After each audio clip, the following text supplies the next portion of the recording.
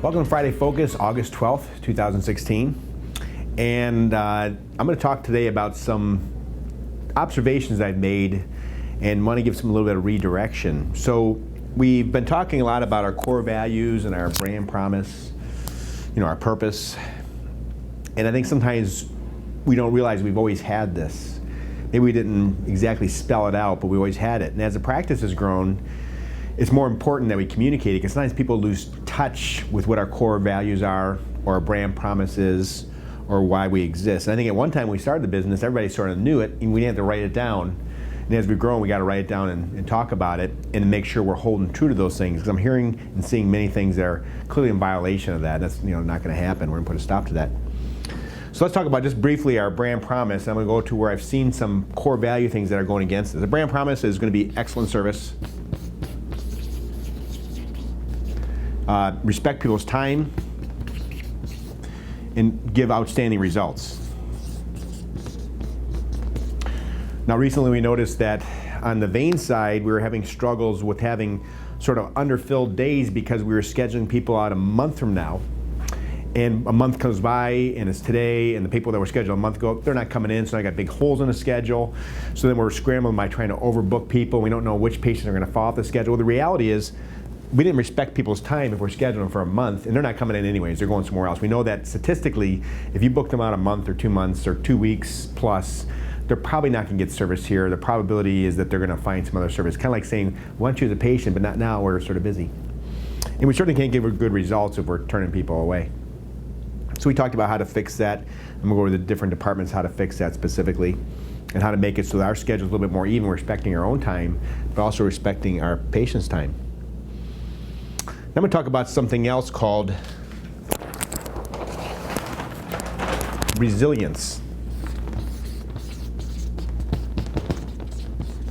So there's, say, robustness, which is like having a gigantic team. Let's say we hired 500 people and we train everybody to do a real specific job, and we can get things done, move people through. Well, that's not going to work. We don't have enough spots for 500 people. We don't need them. But what about having people that can do multiple parts of the job, that can interchange and do things, be trained quickly, be able to carry out multiple different tasks, be able to change, like let's say one day, there's no doctor there, do some other tasks like stocking and this sort of thing. That would make us a resilient practice, where a robust practice would be just having a lot of people, a lot of space, and maybe not being all that resilient. So are we getting more resilient or less resilient? Well, I've been hearing about training, for example. There's a tendency to want to train and get completely trained on something and then move on to something else, get completely trained. Well, that's not very resilient, because if the training days, let's say you're getting trained for procedure X for this month, and then the person training you is gone, then you don't get trained, you waste the time. Or maybe there's a bunch of Y on the schedule. If you're only training for X, you're not going to get any training at all. And I think we got to realize that that's kind of like not a proper way to train. You're trained to be a certain position, front desk, medical assistant, physician assistant, billing. You have to have training systems that allow you to adapt and train on all the different aspects sort of simultaneously. Now obviously you got to be signed off on things, and you can't be doing them on your own until you're reasonably competent with it. But the idea of doing training on one thing at a time, you'll never get through training. I mean, there's so many things we do in our office. I was talking to the ultrasound techs Thursday, and a lot of them are relatively new here. We're not talking to them about Botox or filler or cosmetic stuff, but eventually I expect them to know it. Okay, because that makes us resilient. If there's nothing going on, the ultrasound tech can talk to the patient about Botox or filler, you can set it up. All the techs have been here for any amount of time know how to do that. But if they had to be completely trained and signed off on that at some point, it doesn't make any sense, right? So that's something they might see it going on, help out, learn how to do it. Maybe something like mappings and MFTs and ablations, they could be training those, like maybe certain days that are focusing, and other days we're going to be like just training on whatever is available. I've also seen things that, and that's one of our core values, which is adaptability.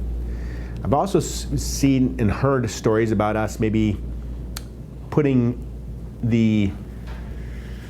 us before the patients. So are we a patient-focused practice or an us-focused practice? Obviously we want to grow us, and that's our main goal. But we're doing that through being a patient-focused practice.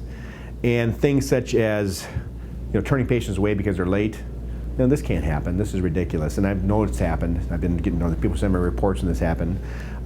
When a doctor's referring his patient, tell them we can't accommodate them. Obviously we can accommodate them. Moving people off the schedules. canceling patients to convenience us. We have never done this until recently. Okay, and I'm hearing more and more about it. Well, I moved all these patients out because they're interfering with what I plan to do today. It's like, no, you just adapt. You don't move the patients, okay? It might be something extraordinary where the surgeon is now sick and he's not there. But otherwise, we got an enormous staff, and we sort of, relatively under schedule. Sometimes we think it's too scheduled because there's all these people on there. We have 20% no-show, and we know people come in late and early. We can accommodate patients. But we start getting into this schedule for us situation, we're going to basically work ourselves out of business, because if we make the schedule perfect around us, we're not going to be a growth business. That's our main plan. We're not going to accommodate new patients. We're not going to learn. We're not going to follow one of our core values of being adaptable. We're just not going to be servicing our patients. And a core value for us was to be adaptable, to be respectful, trust. There's a lot of core values we have. And telling patients that the procedure they schedule for a certain day, we're not going to do it because it doesn't convenience us, is not respecting our brand promise, or our core value. And this really has got to stop. Okay, there's too much of this going on. We're constantly nitpicking and moving the schedule, trying to create a perfect schedule. Then the day comes along and we're not that busy because we got rid of everybody.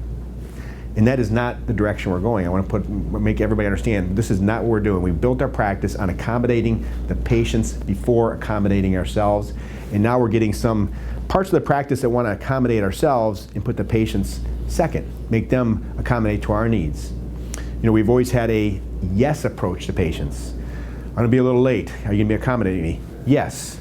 Now I'm hearing more and more about we want to close early so we can all get out on time, or we want to stop patients from coming in late so we can all go to lunch together. And we made a 1-hour lunch time so that you get a chance to go to lunch, but we pay you for your lunch break. Therefore, you might be stuck on the floor while somebody else is eating and take turns. I heard recently that we were asking the maintenance team to install alarms so when people come up and they can buzz when we're all in the back room.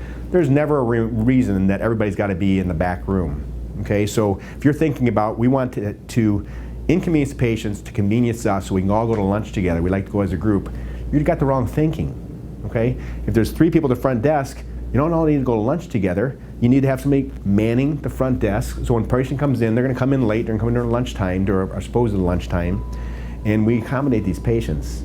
I want to make it really clear that my job is not to micromanage you, but I want to really lay out the clear vision, the brand promise, the core values, and the purpose of our office. And it is to be a patient-centered focus, and to focus on the patient, not on us. And sometimes it'll be uncomfortable for us when we get in the lunch late, or be staying here a little bit late. We have a time that we're kind of running our heads off, and other times that we're a little bit slow. That's just the way it is. But if you try to create perfect order in your schedule, you're going in the wrong direction. Okay? Perfect order in the schedule leads to a degradation of our practice, and it certainly goes totally away from a brand promise, which is something that we're going to do. So when we started the practice, when I was trying to explain to people how we can maybe best schedule, best staff, best accommodate our patients, we use the analogy of a rock, sand, water. And I brought this up a couple times in the past, so I'll go through it kind of quickly. Let's say you have a bowl that has a certain amount of volume, and that represents your life. And there's rocks in your life, things that you want to do that are very important. Then there's sand, which are things that are not quite so important, but maybe have to get done. And then there's things that are water and have to be done, but you don't like doing them. For me, might be having to cut the grass. In fact, I don't cut the grass, I hire somebody to do it. But when I used to cut the grass, didn't really like it. Okay? Well, if you take your time and you fill it up with water, things you don't want to do, you have no place to put sand or rocks. And if you fill up the glass with sand, things that you maybe don't mind doing, but you're not crazy about doing, fill it with sand, you can't get any rocks in, but you can still fit water in.